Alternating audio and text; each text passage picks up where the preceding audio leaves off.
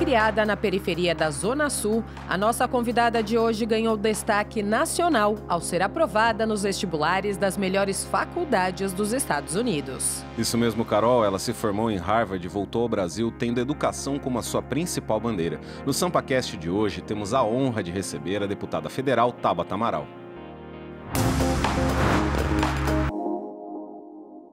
Eu não estaria aqui se não fosse a Olimpíada de Matemática. Meu pai não só não teve oportunidades quando era mais novo, mas ele também nunca teve algumas doenças que ele tinha tratadas. Sempre, se você procurar, vai ter um professor que é culpado. Sim. Que é o culpado por aquela pessoa ter aquela profissão, ter conseguido fazer aquilo, tá tendo êxito. Não é sobre você. É sobre ter alguém com a sua história da escola pública, da periferia, estudando em Harvard, que é considerada a melhor faculdade do mundo. O problema da Tabata é que o pacote não combina com o que vem depois. Porque apesar de ser uma pessoa que tenta ser muito gentil, eu sou muito firme. A galera assumiu lá que as mulheres não queriam debater tributos. Eu quero debater tudo. Eu não quero debater só pautas das mulheres. Olá, São Paulo! Olá, Brasil! Eu sou a Carol Câmara e este é o SampaCast, o podcast oficial da Rede Câmara São Paulo. E ao meu lado hoje o repórter convidado, meu amigo Daniel Monteiro. Tudo bem, Dani? Tudo bom, Carol? Bom dia, boa tarde, boa noite para todo mundo que nos acompanha. É uma honra estar aqui hoje, Carol, para bater mais um papo no Sampa. Com certeza. E queria agradecer desde já a presença da deputada Tabata Amaral. A gente estava bem ansioso, assim, te esperando aqui no programa, né, Dani? É verdade. Muito obrigado, deputada. Muito obrigada, Carol, Daniel, pelo convite, toda a equipe do SampaCast. Um prazer estar conversando com vocês. Eu também estava animada para essa conversa, então vai dar certinho. Boa.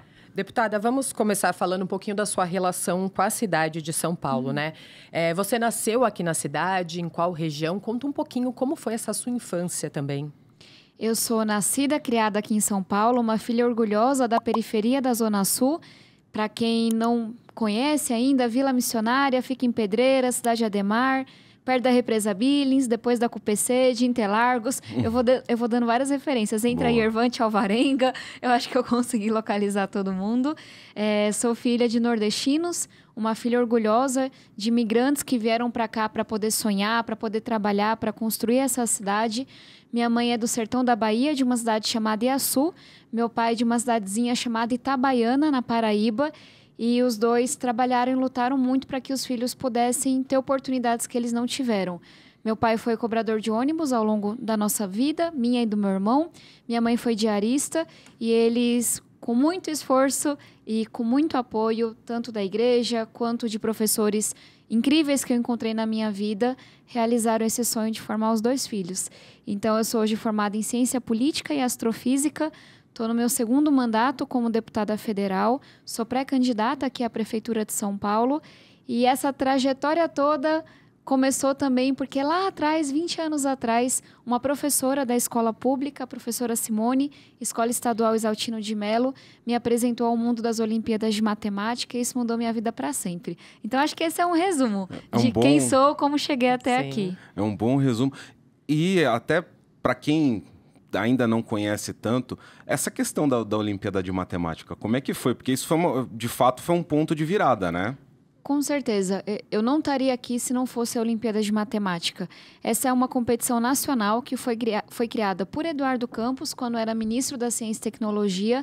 Lá em 2005, eu estava no 6º ano, que era a 5ª série na minha época, e eu tive muito apoio na escola e da minha professora para participar. Participei, ganhei uma medalha de prata e com 13 anos de idade ganhei uma bolsa numa escola particular aqui em São Paulo, que é o Etapa. E foi aí que eu entendi o que era a desigualdade, foi aí que eu entendi o que eram esses extremos que nossa cidade tem. Eu nasci, cresci, minha família ainda mora em uma ocupação e a gente, de certa forma, não acessa tudo que São Paulo tem para oferecer. É como se essa cidade inteira não fosse para a gente. Eu estava acostumada a ir até a 25 de março, que a gente chamava de cidade. Então, vamos para a cidade comprar pano, tecido que a gente bordava. Mas só passei a entender que tinha vestibular, que tinha faculdade pública, que tinha um Parque Ibirapuera, que tinha uma Avenida Paulista, que tinha essas grandes universidades, quando eu vou para a Etapa. E aí as pessoas começam a falar comigo sobre vestibular, sobre sonho, perguntar o que eu quero fazer na faculdade. Então, era muito diferente, porque eu passei a atravessar a cidade, dava 1h30 de ônibus e metrô, e não só a infraestrutura da escola, eu tinha professor o dia inteiro, mas os assuntos eram diferentes. E eu falo muito dessa desigualdade do sonho, porque, sim, eu estava lá com meu tênis que não era de marca, que estava furado, com as minhas 2 camisetas que eu tive aos 5 anos, mas o que era mais diferente era a perspectiva, era o sonho mesmo. Eu saí de um contexto em que as pessoas não sonhavam nada pra gente, em que a gente dependia basicamente da igreja. Quando faltou comida na minha casa, foram os vicentinos que levaram. Eu passava quinta, sexta, sábado e domingo enfiada na igreja, que eu brinco que minha mãe enfiou a gente lá pra gente não ficar na rua, sabe? Não ficar exposto a coisas ruins. E que bom, fui coroinha, acólita, infância missionária, TLC, ministra da Eucaristia, o que vocês puderem imaginar. E a igreja, de fato, ela salvou a gente também. Mas foi por conta da educação que eu passei a acessar essa cidade toda e me questionar. Por que é que eu tô aqui numa escola top, sonhando com vestibular, aprendendo inglês, participando de Olimpíadas de Robótica, Química, eu ganhei mais de 40 medalhas até me formar do ensino médio, mas por que que as pessoas que cresceram comigo não estão tendo essa mesma oportunidade? Sim. Por que que a gente vai acumulando essas histórias de pessoas que, cara, estudaram comigo, filho de amiga da minha mãe, vizinho, que com 13, 14 anos tomaram um rumo diferente por conta do crime, das drogas, foram assassinados. Então, muito nova, eu comecei a me questionar. Que bom que eu tive essa oportunidade toda, que bom que eu tô aqui. Mas por que que isso não está acontecendo para quem está do meu lado, sabe? Mais próximo. Faltam oportunidades, né? Para essas pessoas e não só na área da educação, né, deputada? Total. Eu tenho muitas histórias de gente muito brilhante. E eu falo das histórias de dentro de casa porque acho que são as que deixam mais claro para a gente que não é só uma questão de esforço. Se a oportunidade não chega, se a pessoa não está bem, é difícil sonhar. Se você está com medo da fome, do desemprego, de uma chuva. E eu vivi isso. Eu falo muito do que eu vivi com o meu pai, porque meu pai foi um dos caras mais brilhantes que eu já conheci. Meu pai era cobrador de ônibus, não tinha formação básica, mas meu pai gostava de jogar xadrez, fazia vários campeonatos para mim e para o meu irmão, me ensinou a gostar de Malbataan, a gostar de matemática, a gostar de ler, mas meu pai não só não teve oportunidades quando era mais novo, mas ele também nunca teve algumas doenças que ele tinha tratadas. Então, a gente descobriu no finalzinho da vida do meu pai que ele era bipolar. E demorou muitos anos, depois até que eu já tinha perdido meu pai, para eu entender que essa era uma doença, igual um câncer, que não tem nada a ver com a vontade da pessoa, etc. e tal. E a gente conviveu por muitos anos com o alcoolismo, com a dependência química do meu pai, sem entender que essas eram doenças e que ele deveria ter sido tratado, acolhido pelo serviço público, recebido o que houvesse de melhor da ciência, recebido amor. E isso marcou muito a nossa trajetória, porque todo mundo apontava o dedo muito rápido. E a gente tinha muita vergonha. Então, quando meu pai estava afastado e eu não tinha dinheiro para pagar o transporte, para pagar o lanche, é claro que eu achava que a culpa era nossa. E as pessoas apontavam muito o dedo, esses meninos vão ser drogados igual o pai. Então, hoje eu falo muito dessa pauta de saúde mental. Eu sou presidente da primeira bancada da saúde mental do Congresso, venho trabalhando em projetos muito importantes para você olhar para a saúde mental dos policiais, que sofrem muito com isso, dos professores, de quem atua na saúde, para você olhar para coisas como depressão pós-parto, que a gente continua ignorando. E eu sempre digo, a pobreza ela é multidimensional, né? Não é só a falta de educação, não é só o medo da fome. É quando você está doente e as pessoas não te tratam como alguém que está doente. Sim, sim, exatamente. E ter tido esse choque de realidade numa idade tão tenra e toda essa trajetória, inclusive enxergando as desigualdades da saúde, enxergando as desigualdades de mobilidade, porque também vir da Zona Sul para a região central em transporte público e depender do transporte público, a gente sabe que é muito difícil, é diferente de quem tem acesso a carro, quem tem acesso a outras facilidades. Foi isso que te despertou para essa visão política também? Ou não? Houve um outro processo de formação? Não foi direto. Eu cresci tendo muito receio da política, porque a gente vai se acostumando com uma política que é a má política. Eu cresci convivendo com compra de votos, eu cresci convivendo com uma política que se mistura muito com crime, muitas vezes, e demorou para que eu entendesse que aquilo era má política, mas não a política como um todo. Que a boa política era possível e necessária. Então, foi uma longa trajetória para mim. Primeiro, de olhar para o social, olhar para a educação e depois fazer a tradução disso para a política. Eu, com 14 anos, assim que ganhei essa bolsa na escola particular, criei um projeto social, que é o Projeto Voa, e comecei a dar aula de matemática, astronomia, preparação para o vestibular em escola pública. Porque era a minha forma de retribuir, de fazer algo, de lidar com aquela desigualdade toda e o quanto aquilo me revoltava. E aí eu fui. Então, já dei aula em escola pública, privada, projeto social, já fiz pesquisa na área de educação, trabalhei na Secretaria de Educação de Sobral, no interior do Ceará, que tem a melhor educação pública do nosso país hoje. Trabalhei em Salvador, fui para a Índia, já trabalhei em empresa focada nos projetos educacionais, já fui comentarista de rádio, trabalhei na Rádio CBN como comentarista de educação. Então, o bom de começar nova é porque vai acumulando, Sim. né? Mas sem querer me alongar muito, para dizer que eu estava sempre tentando buscar qual é a maior e melhor resposta que eu posso dar para essa desigualdade toda. E eu sempre acreditei que passava pela educação essa resposta. Que enquanto o filho do pobre não tiver as mesmas oportunidades que o filho do rico, a gente vai continuar tendo duas São Paulos que não se conversam. E aí foi essa trajetória no social, na sala de aula, que me fez olhar para a política. Primeiro, com muito receio, sem saber muito daquilo. A gente não tem formação política, nem na escola pública, nem na escola privada. Sim. Eu não venho de família política, minha família não debate política no dia a dia. E aí foi a educação que foi me fazendo ver. Cara, tem uma resposta, tem como fazer. Mas se não tiver vontade política, se não tiver compromisso, se não tiver alguém brigando por isso... Então, foi esse acumulado que me fez, lá em 2018, ser candidata a deputada federal pela primeira vez. Mas a causa, o social, para mim, veio muito antes da política. Deputada, voltando um pouquinho na sua história na escola particular, você chegou a comentar que, quando você chegou lá, você não sonhava, não falavam de vestibular. Quando que passou pela sua cabeça essa vontade ou essa chance de poder estudar nos Estados Unidos, de fazer uma faculdade fora do Brasil? Foi tudo muito rápido, porque eu cheguei na etapa e eu nem sabia que eu deveria estar falando de vestibular e escolhendo minha formação. E, de repente, estava todo mundo falando compulsivamente sobre isso. E aí que eu vim entender que tinha a Unifesp, tinha a Unicamp, tinha a Unesp, tinha a USP, tinha as federais todas. E aí, pouco tempo depois que existia MIT, que existia Harvard, Stanford, e que tinha bolsa para aluno pobre poder fazer sua faculdade nos Estados Unidos com tudo pago.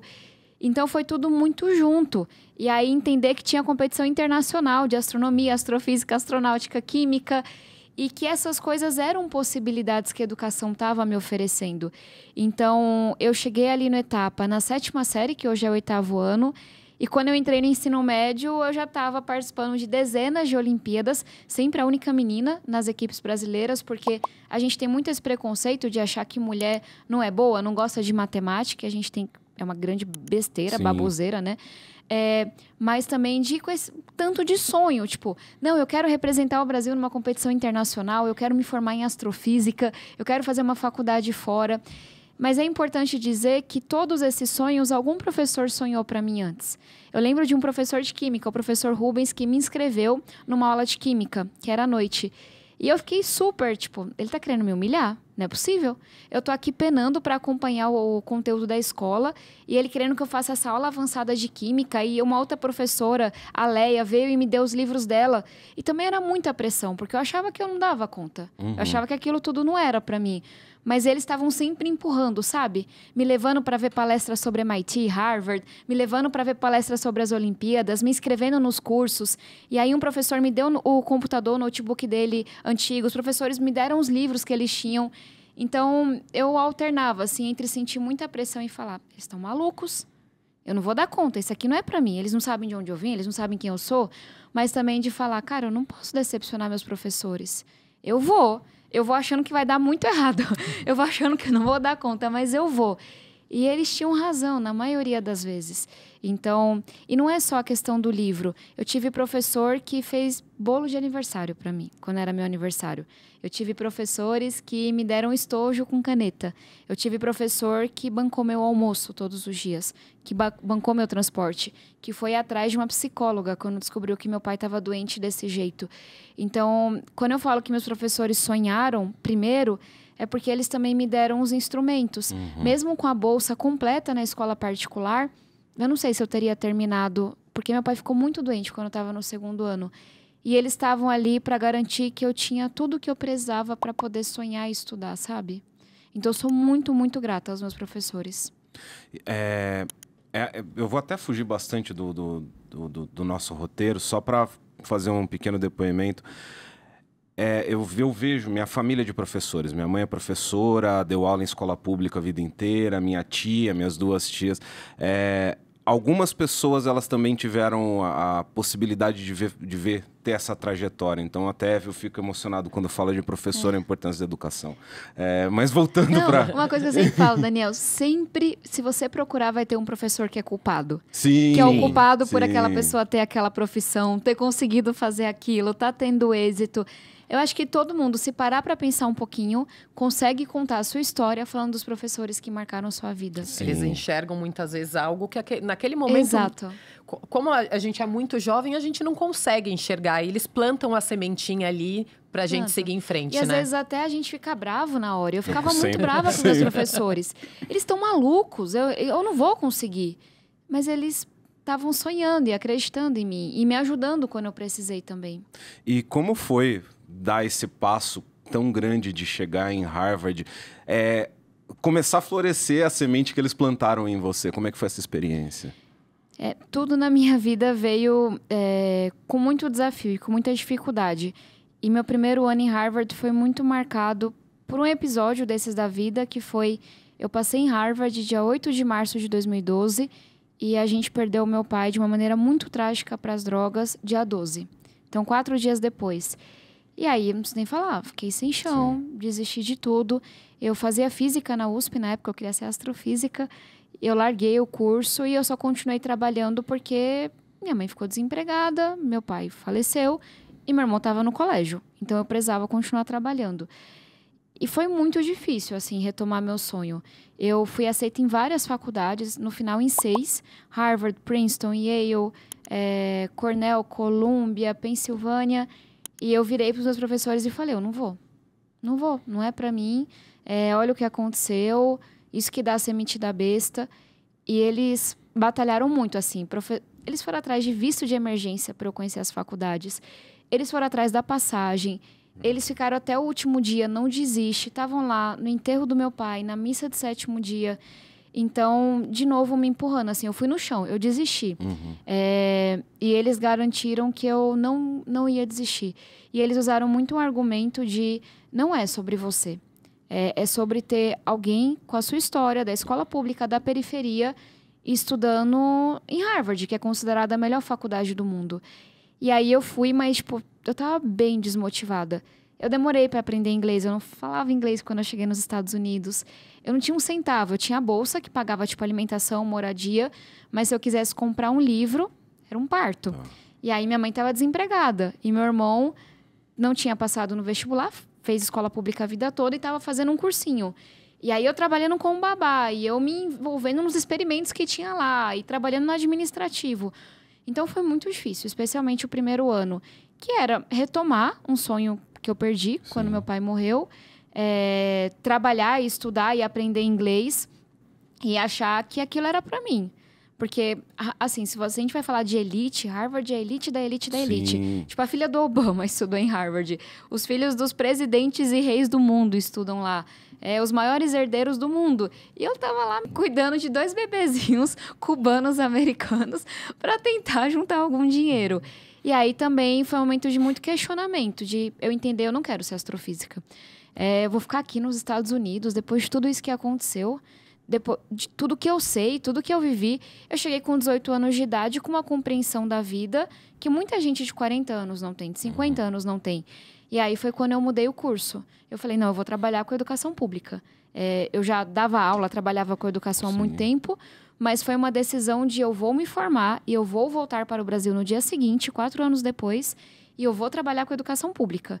E aí foi quando eu fui direcionando. Aí mudei o curso principal para ciência política, comecei a estudar sobre educação pública brasileira e mergulhei 100% nisso, porque não dava para eu ter a história que eu tenho e ter passado o que eu passei com meu pai, e na ordem que as coisas aconteceram, e tão rápido que eu tive que amadurecer e meu sonho não mudar.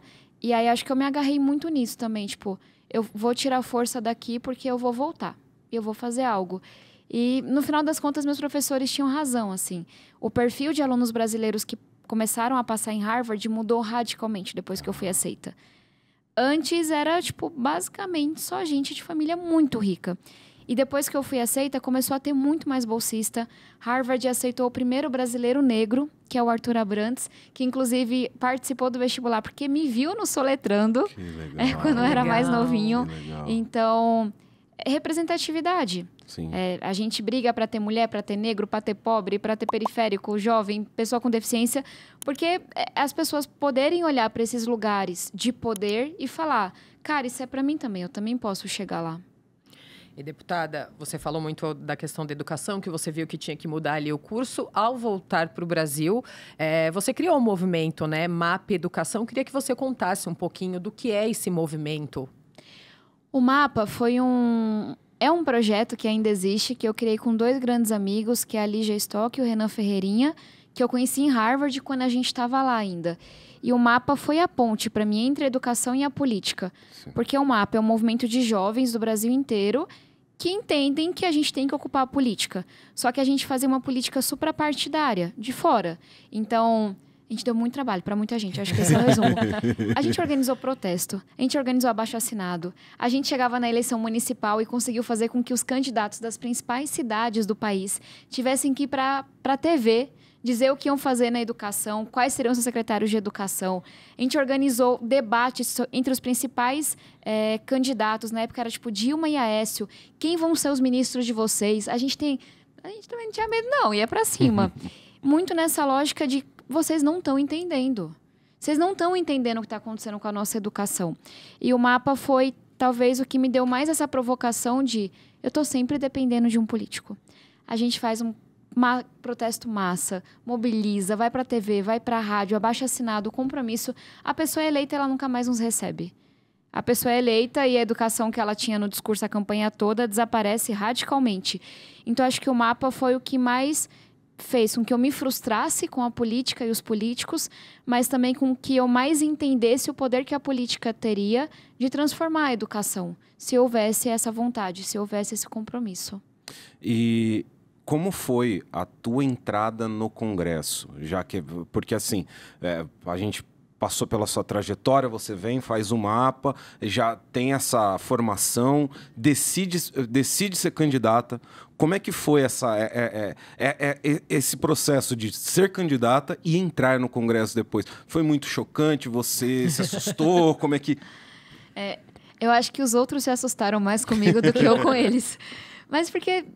Entendam também, assim, eu comecei essa minha trajetória na educação 16 anos atrás. Sim. Então, eu tô na estrada faz um tempinho. Mas, para quem não acompanhava esses movimentos da educação, eu fui eleita em 2018 com 264.450 votos e ninguém entendeu nada. Uhum. Eu não era uma celebridade de rede social, eu não tinha um padrinho político, eu não vinha de uma família importante. Eu sempre brinco, né? É importante para eles, porque para mim é muito.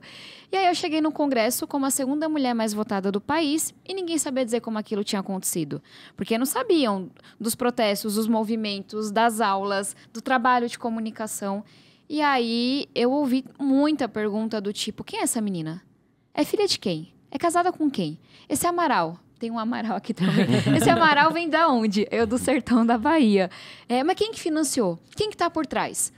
Eu não sou muito alta, para quem tá só nos ouvindo. Hoje eu tenho cara de menina, com 30 anos de idade. Imaginem com 24. Eu tenho uma voz mansa.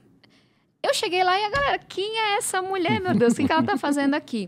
E aí, o nosso ministro Márcio França, que é do nosso PSB também, ele sempre fala, o problema da Tabata é que o pacote não combina com o que vem depois. Porque apesar de ser uma pessoa que tenta ser muito gentil, eu sou muito firme. Olha a história que eu tenho. Eu tive que amadurecer muito rápido. E aí eu cheguei lá no Congresso e a galera tenta montar em cima. E tenta diminuir, e tenta desrespeitar. E vem com as gracinhas. Mas eu também sei me posicionar. Então eu brinco que eles se assustaram mais do que eu. Porque eu comecei a ter muitos embates. Embates com o ministro da Educação. Embates com lideranças partidárias. Porque eu sabia o porquê que eu estava lá. Eu não estava lá para fazer palanque, para fazer discursinho, para ser aplaudida na rede social. Eu estava lá para aprovar projeto da educação. Eu estava lá para levar o meu diploma de cientista política, mas o meu diploma de realidade, a minha vivência. O que eu vivi com meu pai, o que eu vivi na escola pública, o que eu vivi na escola privada. E aí é um aprendizado para quem está lidando comigo e para mim também, de eu sempre vou prezar pelo diálogo. Você não é bolsista em Harvard com a sua família morando na periferia de São Paulo e você não sabe dialogar. O que eu mais tive que fazer nessa vida é ser ponte. É fazer mundos muito diferentes caberem dentro de mim. Então eu chego num momento de muita divisão, disposta a dialogar com todo mundo. Isso choca. Eu chego num momento em que as pessoas acham que só o político mais velho, com décadas de experiência, que é a 5ª geração, pode falar alguma coisa e eu começo a aprovar projeto. E eu começo a dizer que eu tenho minha opinião e que eu tenho minha visão. Então, acho que hoje sou bastante respeitada, ocupo posições muito importantes. Sim. Fui a única mulher que debateu a reforma tributária no grupo de trabalho, lidera a bancada da saúde mental, fui a presidente mais jovem da história da bancada da educação, estou na bancada dos centros urbanos como presidente, fui uma das coordenadoras da bancada feminina algumas vezes, sou vice-líder do meu partido, tenho dezenas de projetos aprovados, mas acho que no começo rolou esse estresse, porque essa aparência não combina com a força que tem aqui dentro se a gente vai no estereótipo do político que as pessoas carregam. Sim. E, deputada, como que foi a reação da sua família? Eles já esperavam que você pudesse vir a se candidatar? Eles te apoiaram? Como que foi receber a notícia de eu vou entrar para a política, agora é o momento? Carol, eu brinco que minha família me entregou nas mãos de Deus faz muito tempo. Porque, veja, eu tenho uma formação que me permitiria ter, um salário milionário. E é uma escolha que impacta muito a minha família, a escolha que eu fiz. A gente não tem casa própria ainda. Eu ganho super bem. Cada centavo que a gente ganha é para a gente juntar e legalizar a minha casa e ter a nossa casa própria. Mas minha família tem um padrão de vida que é muito abaixo do que você esperaria de alguém que é formado em Harvard, que teve essa oportunidade toda. Minha mãe é recepcionista, pega ônibus todo dia. Você nunca vai me ver esbanjando luxo, etc. e tal. Meu irmão trabalha pra caramba, é programador. Mas porque fazer política no Brasil de um jeito honesto, partindo do zero como a gente partiu, requer que você faça sacrifício, porque não tem muita clareza. A gente quer ter nossa casa própria e a gente vai juntar tudo para isso. Mas eu trago isso porque minha família poderia estar mais confortável se eu tivesse feito outras escolhas de vida. E eu acho que o maior apoio que eles podem me dar é não questionarem isso. Nunca veio nenhuma cobrança da minha família de, cara, você deveria estar ganhando mais, ou a gente deveria estar vivendo com mais conforto. Todo mundo da minha família se sacrifica muito e batalha muito, como todo brasileiro, mas acho que o maior apoio que eles podem me dar é entender meus sonhos, meus propósitos. Eu lembro, assim que eu voltei de Harvard, eu fui trabalhar numa empresa como trainee, na parte de educação, que era a minha condição, mas ganhando bem, batendo minhas metas. E aí, na semana que eu fui promovida, eu pedi as contas. E eu fui trabalhar numa rádio para ganhar 10% do que eu ganhava nessa empresa. E acho que o maior apoio que a minha família pôde me dar sempre foi não questionar isso. Falar, tá bom, ela é movida por outras razões, cara, a gente vai segurar as pontas. E, de novo, a gente vive muito mais confortável. Nunca faltou nada pra gente nesses últimos anos. Mas é só que se você compara com as pessoas que se formaram em Harvard comigo, todo mundo milionário. Minha família, enfim, tem outra realidade. Mas, dito isso, eles não gostam de política, não. Quando eu virei e falei que eu ia ser candidata, minha família foi tipo, você está passando dos limites. Uma coisa é você, trabalho social, ganhar menos, tá aqui na batalha. Mas é porque a gente cresceu com muito medo. Toda a comunidade sabe onde eu moro. E na última eleição, minha mãe colocou minha cara bem grande. Então, quem não sabia também passou a saber. E aí, eles têm medo, porque eu recebo ameaça de morte. em casa, telefone. Eu recebo comentários extremamente agressivos. Eu sou atacada pela esquerda e pela direita todos os dias. Tem medo, a gente tem medo do desconhecido. Então, acho que assim, minha família apoia muito essa visão de que eu tenho propósitos muito fortes e muito claros. Mas quando eu falei que ia ser candidata, eles, cara, toma cuidado. Esse negócio nunca foi pra gente, sabe? Olha a política que a gente sempre viu. Então, de vez em quando, minha mãe e meu padrasto participam de alguma coisa. Mas eles estão longe de ser as pessoas mais entusiastas da política do mundo. E eu acho que é porque é um mundo muito distante. E é um mundo que assusta muito, esse mundo da política. A gente sabe também que quando a periferia também é afastada dos centros de poder, é afastada da política, infelizmente, tem só essa visão da política ruim. Mas desde que você entrou para a política, pensando na tua região, onde os teus pais, onde tua mãe ainda mora, onde tua família ainda está, mudou muito? Eles têm agora uma visão diferenciada da comunidade? Como é que você vê esse impacto também da sua representatividade? Eu acho que sim. Quando eu fui para Harvard, eu comecei a ver muitas histórias de pessoas da minha comunidade que depois você fica sabendo, eu fiz o vestibular por sua causa, eu fiz faculdade por sua causa. Minha mãe voltou a estudar e fez educação de jovens e adultos e se formou no ensino médio, ela é recepcionista hoje. Meu irmão fez o cursinho, passou numa faculdade pública na Unicamp. E a gente vai acumulando essas histórias de vizinho, o pessoal da igreja. E a mesma coisa está acontecendo na política agora. Na minha comunidade, quem não era, da política, como a gente fala, era muito afastado, porque a gente tem muito medo, é o que eu falei. E hoje tem muita gente da minha igreja, da minha comunidade, que é voluntário do mandato. A gente tem, inclusive, a Mayara Torres, que é da Favela da Borracha, que é pertinho, é da Missionária, fica ali na Alvarenga, que ela é pré-candidata a vereadora hoje. E ela fala, eu sou pré-candidata por causa da Tabata. Porque eu vi uma mulher jovem da minha comunidade ser candidata também.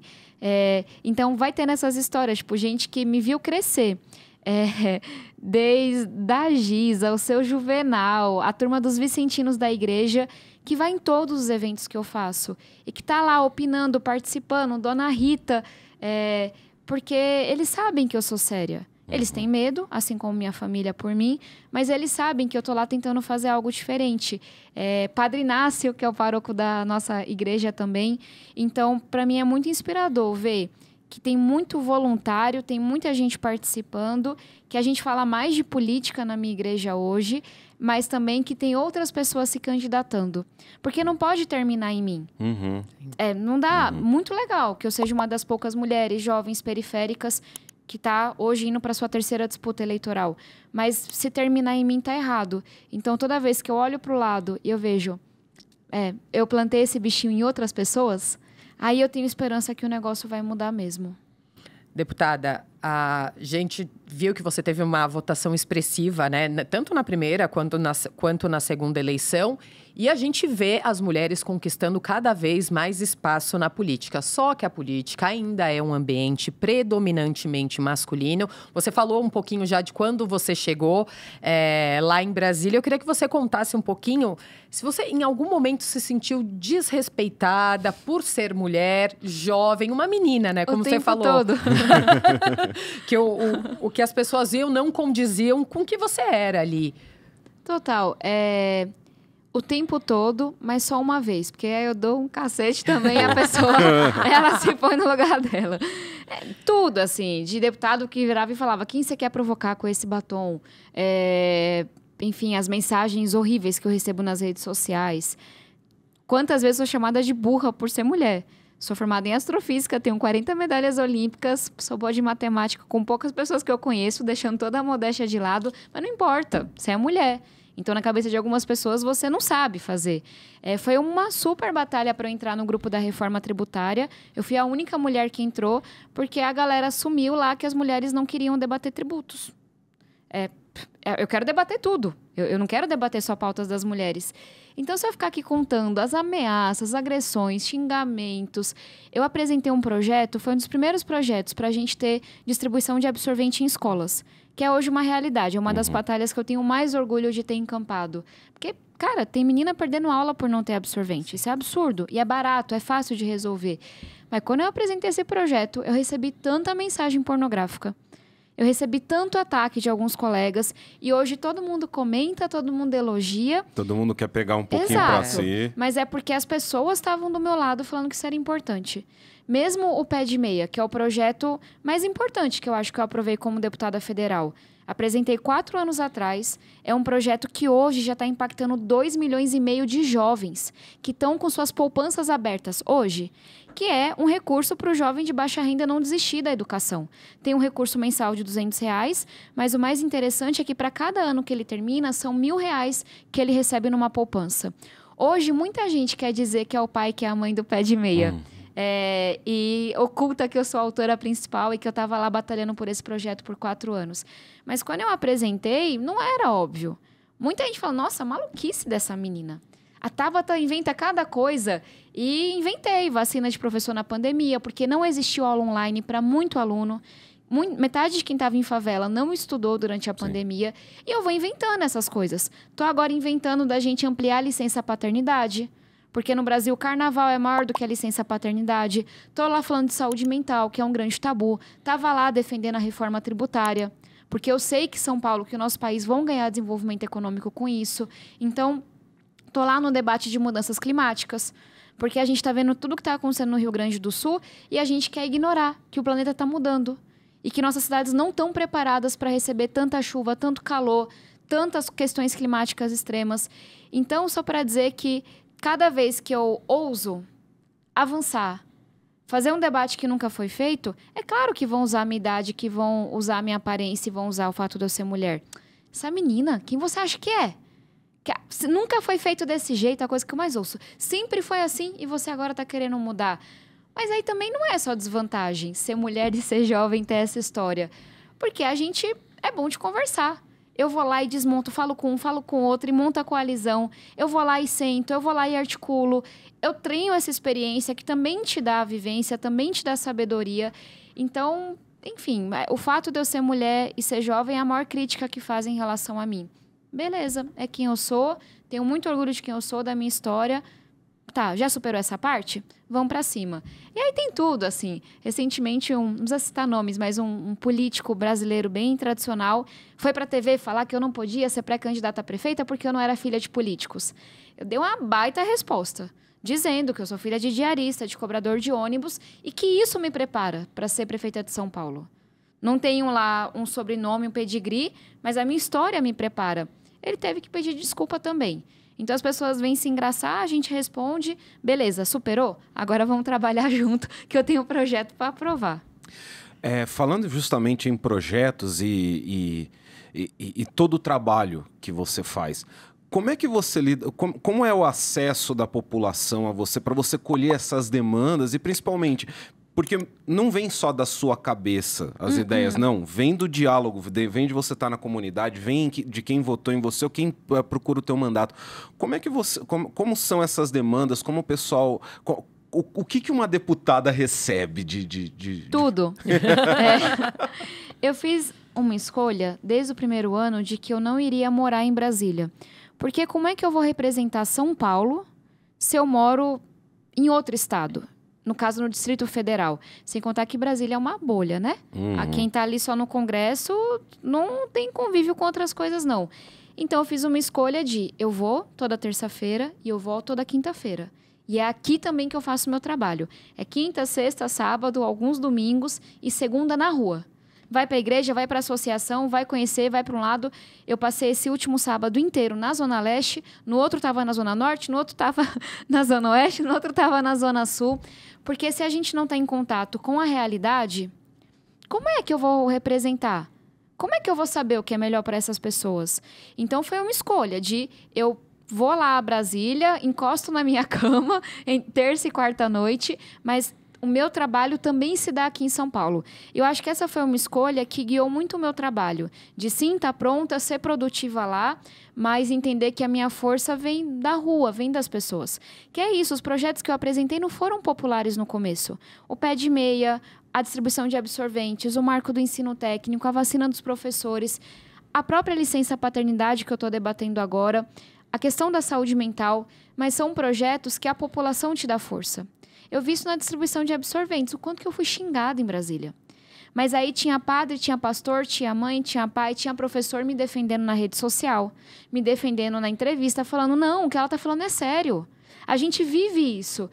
A batalha que eu tenho agora contra o corte de água, que toda noite acontece na periferia, eu tive que ir para reunião com a diretoria da Sabesp para me dizerem que eu estava mentindo. Ah, deputada, estão falando um relato diferente para a senhora da realidade. Meu amigo, isso acontece na minha casa. Isso acontece com todos os meus vizinhos, que é o tal do diploma de realidade. Então, isso te dá força também, porque quando vem de baixo para cima, demora. Os meus principais projetos eu levei 2, 3, 4 anos para aprovar e implementar. Mas as pessoas, elas vão convencendo. E às vezes é assim, a filha de um deputado que viu um vídeo meu e vai lá pressionar o pai. Aí um outro deputado que está fazendo uma agenda e uma professora fala para ele, aquele projeto da Tabata é muito legal, você vai apoiar? Então, também essas coisas que às vezes a imprensa, Brasília, está tudo numa direção e a população vem e diz, não, vocês estão errados, isso aqui é prioridade sim. Então, isso dá muita força. E aí a gente também vai criando mecanismos. Desde o primeiro ano eu tenho um Bora Legislar, em que a população desenha, escreve e vota os projetos que eu vou apresentar. A gente, para destinar emenda parlamentar, que é um recurso fundamental para diversas ONGs e hospitais, a gente escolheu fazer um edital. E os nossos voluntários escolhem os melhores projetos. E vai para a votação popular quais são os hospitais, ONGs, associações que vão receber esse recurso federal. Até aqui, a gente já apoiou 199 organizações sociais no estado de São Paulo. Porque se você está só lá, na tua vivência, sem ouvir, você não sabe quem é que está fazendo um trabalho transformador em São Mateus, na Brasilândia. Na Vila Aurora, como eu conheci um projeto lindo de mulheres uma semana atrás. Então, acho que estar na rua e criar processos de participação é uma forma eficaz de você garantir que o que você está trazendo é relevante. E se é relevante, as pessoas se mobilizam e defendem aquele projeto junto com você. E nesse sentido só, até desculpa, Carol, existe uma prioridade mais urgente hoje que você mapeia, pensando na cidade de São Paulo? Existe algo que a população demanda muito? Eu falo muito de oportunidade porque eu acho que tem a ver com o nosso DNA, com a nossa história. São Paulo é o que é, em termos de ter desenvolvimento, de ser criativa, a parte econômica, porque a gente pegou as melhores pessoas do mundo e do Brasil e elas vieram para cá. Quem deixa a sua terra, a sua família e se muda e migra, é porque essa pessoa é diferente. Ela tem um bichinho diferente dentro de si. E São Paulo é o que é porque a gente reuniu pessoas do mundo todo, pessoas do Brasil inteiro aqui. Agora, o que me frustra, o que eu vejo que frustra as pessoas é que muitas famílias, assim como a minha, elas vieram para que os filhos tivessem oportunidades melhores do que elas tiveram. Mas isso não está acontecendo. A gente está vivendo um fenômeno agora em que os filhos estão tendo menos oportunidades do que os pais tiveram. Estão acessando uma escola que é de pior qualidade, estão tendo menos oportunidade de emprego, estão levando mais tempo para chegar ao centro do que eles levaram, estão se sentindo mais inseguros em São Paulo do que eles sentiam.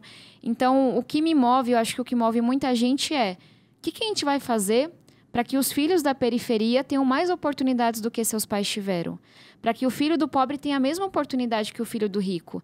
E isso é o todo, é você entender a pobreza multidimensional que existe. É o saneamento básico, tem gente morando em cima de córrego, é a creche, é a alfabetização. Mais da metade das crianças dessa cidade estão passando de ano sem saber ler e escrever. Assim, para mim não tem nem o que falar depois disso. É o esporte que não está chegando, é a escola que não está abrindo de final de semana, é o curso técnico que não está chegando, é o teatro que não está chegando. Então, para mim, esse é o foco. E esse é o medidor. O quanto que o filho do pobre está tendo condição real de ter mais oportunidades que seu pai, de ter a mesma oportunidade que o filho do rico. E aí, duas outras questões que as pessoas trazem muito é a questão da segurança do transporte. Porque como é que eu vou acessar o melhor emprego? Como é que eu vou deixar a minha menina fazer um curso técnico se a gente está levando 4 horas para chegar no centro e se a gente está inseguro no ponto de ônibus de madrugada, dentro do ônibus, no trajeto e no centro quando sai para almoçar, quando sai do trabalho? Então, essas são duas questões que eu estou olhando com muito cuidado. E aí a gente enfrentar um pouco esse discurso mais polarizado e falar do que funciona. O que funciona na segurança pública não é falar grosso. É você sentar com as diferentes forças policiais e saber fazer um trabalho de gestão, de articulação no território. A gente hoje não tem um comitê que sente para enxergar quais são as questões de segurança da Brasilândia, quais são as questões de segurança de Moema. de Marcilac. Então, vamos coordenar. A gente entendeu que é aqui que o crime está acontecendo. Vamos coordenar a atuação da PM, da Polícia Civil, da Guarda Municipal?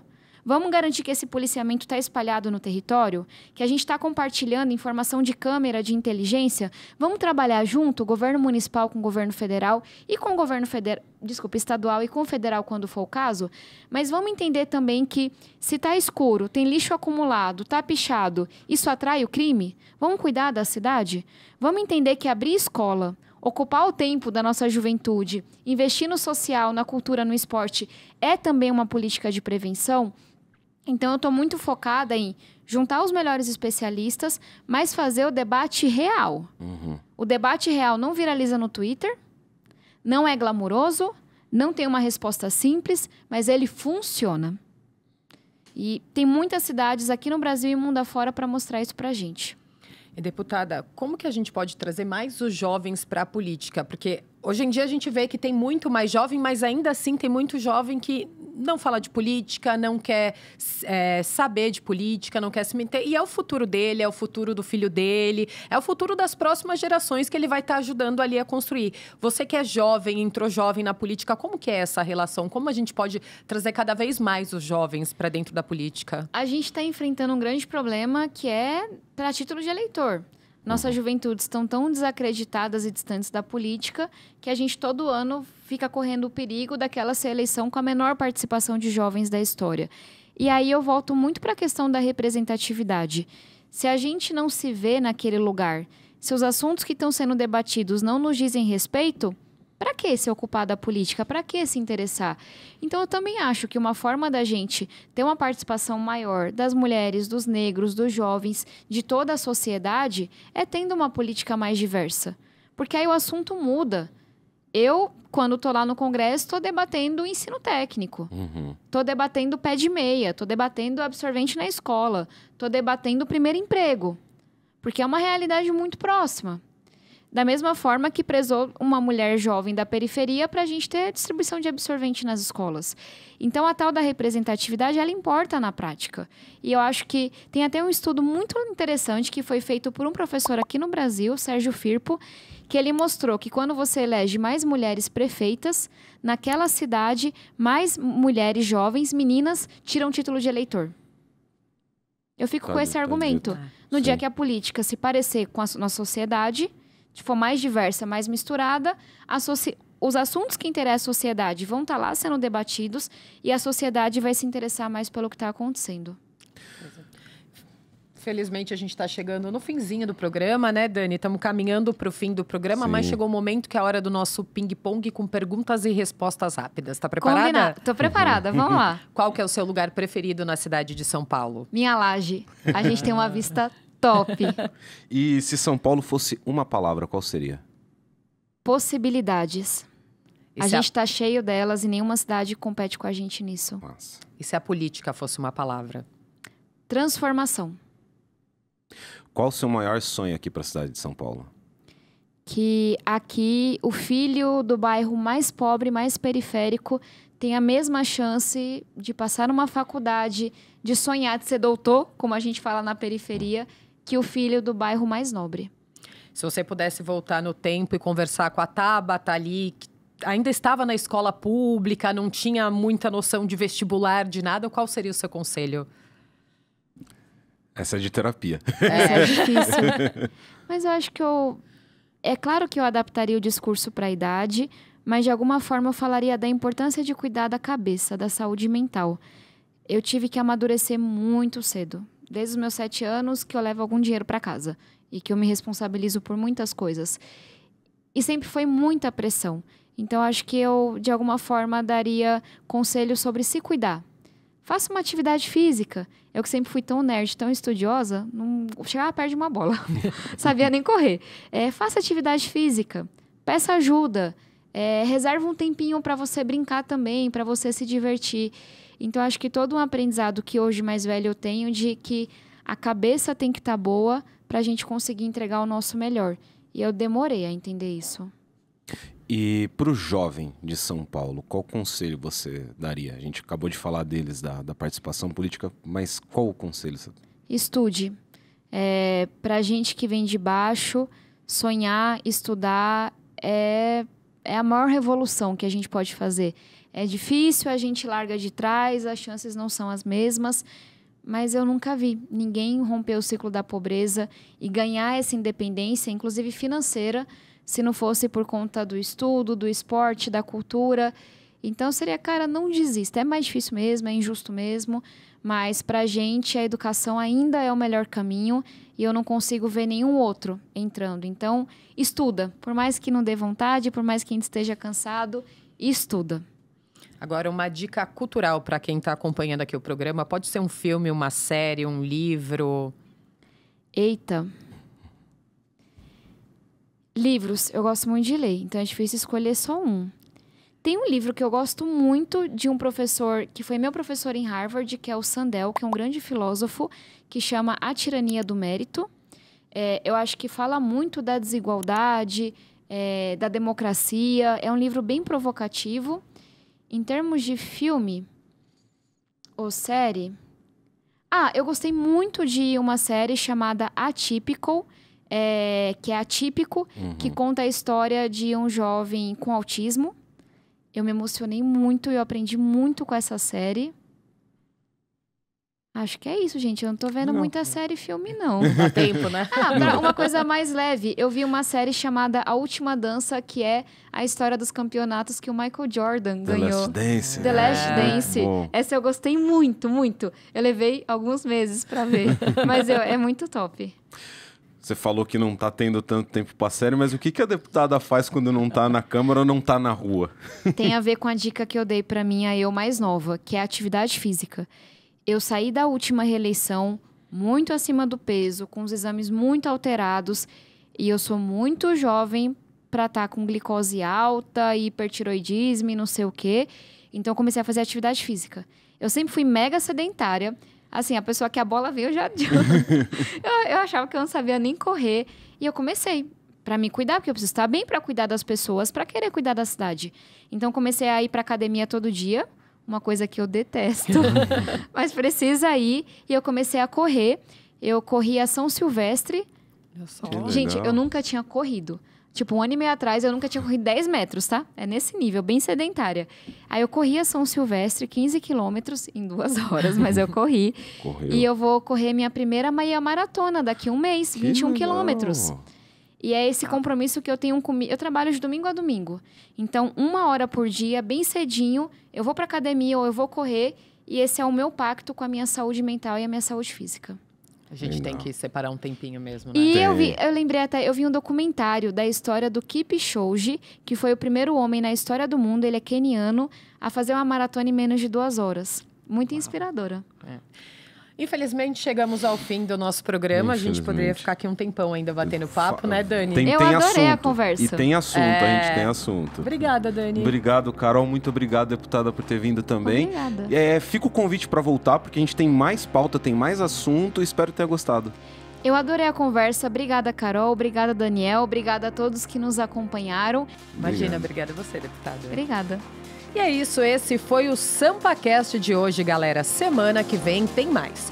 Continuem acompanhando os conteúdos da Rede Câmara pela TV Câmara São Paulo, pelo portal da Câmara e também pelas nossas redes sociais. Não se esqueça também de se inscrever no nosso canal no YouTube. Rede Câmara São Paulo, sua conexão com a política da cidade. Tchau, galera. Tchau, tchau.